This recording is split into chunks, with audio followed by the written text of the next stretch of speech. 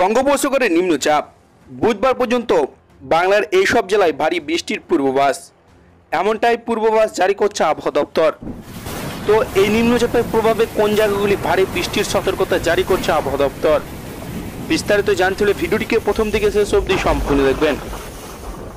মাসের প্রথম দিন, তার ওপরে রবিবার, সকাল থেকে আবহাওয়া মোটামুটি পরিষ্কার। আবহাওয়া দপ্তরের পূর্বাভাস অনুযায়ী এদিন কয়েকটি জেলায় বজ্র বিদ্যুতের সম্ভাবনা থাকলেও ভারী বৃষ্টির কোনো পূর্বাভাস নেই।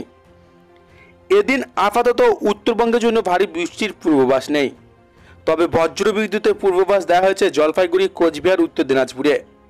সোমবারের জন্য ভারী বৃষ্টির বজ্র বিদ্যুতের তেমন কোনো পূর্বাভাস নেই। মঙ্গলবার ভারী বৃষ্টি হতে পারে কালিম্পং জেলায়। বুধবার ভারী বৃষ্টি হতে পারে জলপাইগুড়ি, কালিম্পংদুয়ার এবং আলিপুরদুয়ারে। দক্ষিণবঙ্গের পূর্বাভাস অনুযায়ী দুদিন সবকটি জেলাতে হালকা থেকে মাঝারি বৃষ্টির পূর্বাভাস দেওয়া হয়েছে।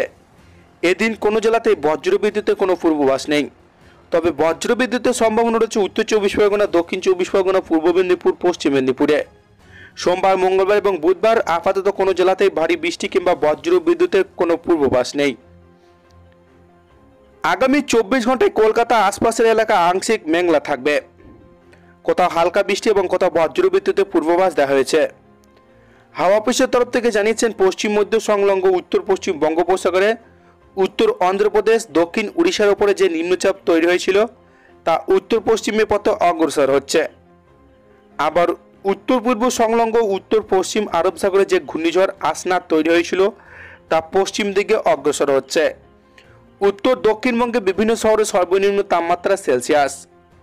তো এই ছিল আজকের লেটেস্ট খবর। ভিডিওটিকে ভালো লাগলে লাইক করবেন, চ্যানেলটিকে সাবস্ক্রাইব করবেন।